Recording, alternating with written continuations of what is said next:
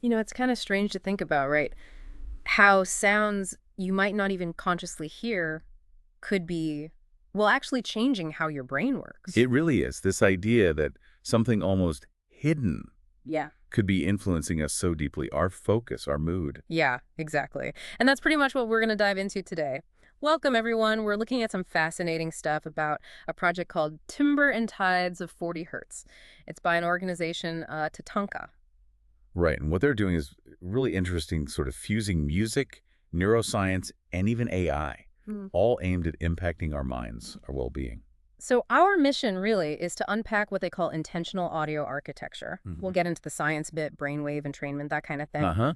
And we'll look at how they actually do it, the creative side, the tech side. And there's this one incredible story, a real-world example Yeah. that shows the human impact. Yeah, it really brings it home. By the end, you'll see how this stuff suggests sound can be way more than just, something nice to listen to. It could be a tool for real change. So let's start with that name. Timbre and Tides of 40 Hertz.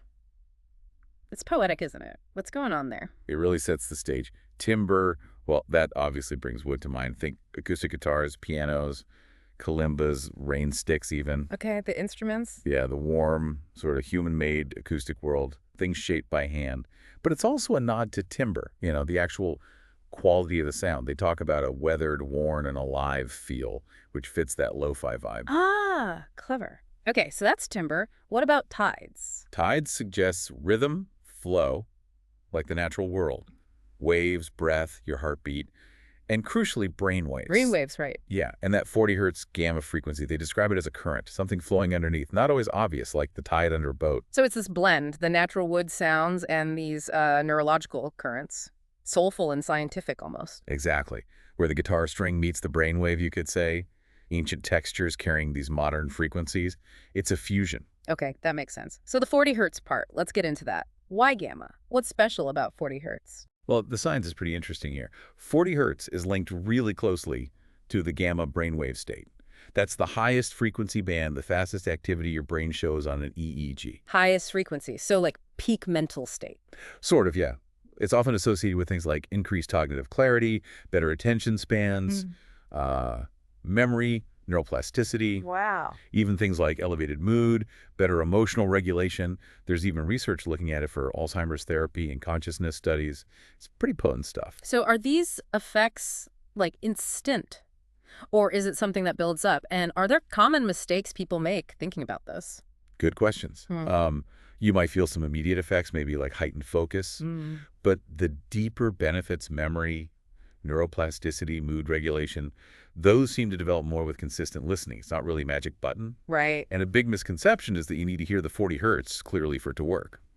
But Tatanka's whole approach is about subtle embedding. It's woven in rhythmically, emotionally, often kind of masked by the music itself. So it's doing its job without you necessarily noticing it directly? Exactly. They talk about this neural hum of a high-functioning integrated mind. You feel it working with the music rather than consciously hearing a separate tone. Okay, I get it. It's subtle. So with this kind of sophisticated goal, why acoustic lo-fi? Why that specific genre?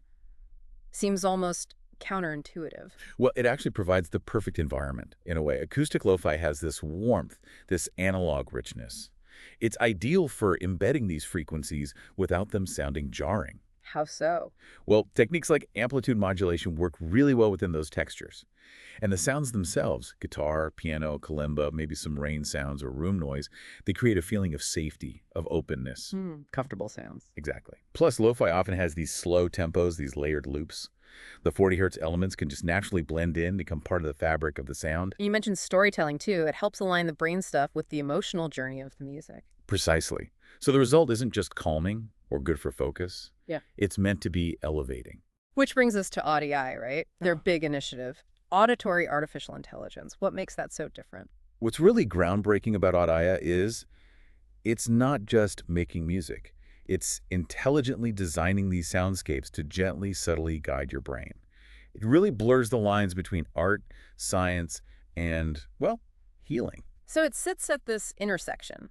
Neuroscience, AI sound design, but also human storytelling. Yeah, and their core belief is that music should heal, awaken, and connect, That drives And it. the way they make it. It's a hybrid approach, you said. AI instruments, real field recordings.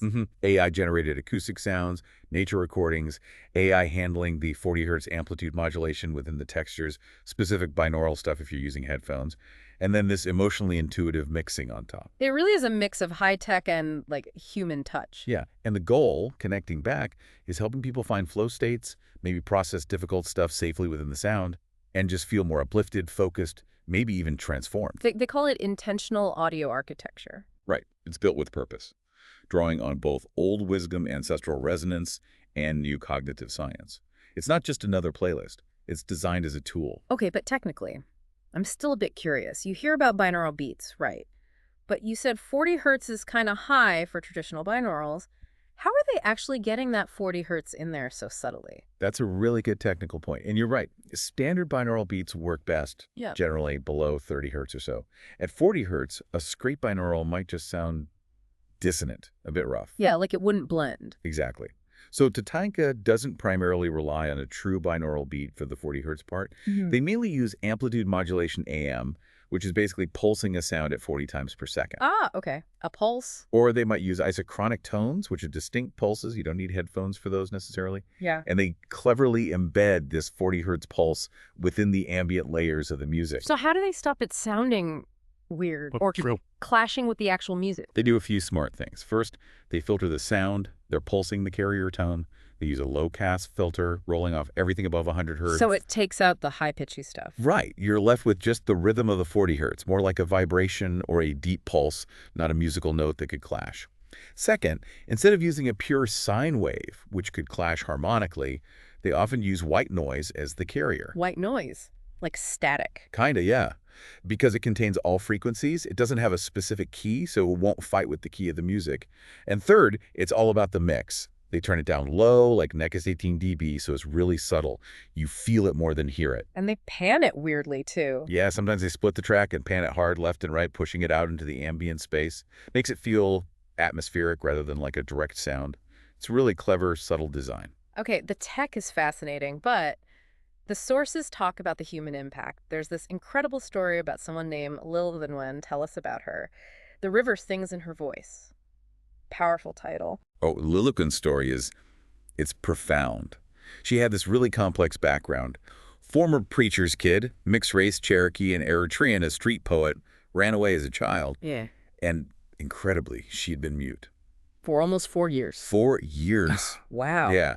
And she arrives at the TATANKA studio, this place called Orchestra Americana in the Smoky Mountains.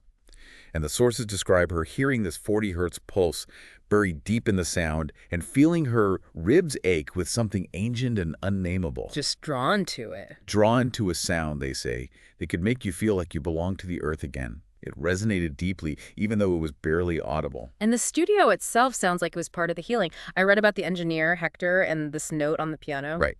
Just a simple note. You do not need to know how to play. So welcoming. She sits down, plays these simple notes, and the studio's tech, which is designed to listen and respond, starts to harmonize with her. Like a duet with the room? Sort of. Over days, she adds layers of rain stick, her own whispered breath in gaze, this ancient language from her Eritrean grandmother. And the ambient tech just weaves itself around her sounds. This Orchestra Americana wasn't just Kier, it was like a living sound canvas. That's beautiful. And the outcome for her? She found her voice again. Literally, she told them, "You gave me back my voice. But more than that, you gave me a place where silence was welcome." Which is just... Yeah. Yeah. Wow. It shows it wasn't just about making sound, but allowing silence, allowing space. A sonic sanctuary, as they put it, especially for people maybe feeling marginalized. Exactly. And her story didn't end there. She started doing sound workshops back in her city for queer youth in transitional shelters. Called it Tuning the Water in Your Body. Tuning the water in your body. I love that. Yeah. And her track became really popular, showing this intentional sound design could reach way beyond the studio. Her story is like a perfect example of how giving space for expression can help, well, retune the collective. And that story really connects back to TATANKA's whole vision, doesn't it? The bigger picture. Yeah. How does it link to indigenous wisdom, like the sources mention? It connects really directly. They even quote Sitting Bull, talking about connection to the earth, to community, about sharing this land with all beings. It's not just tech for tech's sake. It's rooted in this idea of harmony, belonging, respect. echoing that ancestral understanding. So it goes way beyond just cool sounds or brain tricks. It's a whole philosophy. Sound as medicine, ritual, and awakening. Precisely that. And by putting this conscious frequency design into something accessible and loved, like acoustic lo-fi, the idea is to reach people where they already are. And then gently elevate them. Yeah, gently elevate them. And they're really open about it. They're inviting musicians, sound healers, neuroscientists, psychologists, AI folks. Basically, anyone who believes sound can shape consciousness to join the conversation. To keep asking that question. Right. Not just what music sounds like, but what it does. This has been really eye-opening. We've seen this amazing mix of acoustic soul, brain science, and AI creating experiences, not just tracks. Yeah, how these subtle frequencies can genuinely shift things cognitively, emotionally. And this idea of a sonic sanctuary, giving people space to reclaim parts of themselves. It makes you wonder, doesn't it? If these subtle, maybe unheard frequencies in music can affect us so much, what other unseen or unheard things in our lives might be shaping us? That's a deep thought. Like the ambient noise of the city or other subtle inputs we don't even register. And could being more conscious about all our sensory input, could that be a path to feeling better, more connected? Something to think about. Definitely food for thought. We really encourage you to look more into TATANKA's Audio project, dig into the science of gamma waves if you're curious, and maybe, just maybe, start thinking about how you curate your own sound world.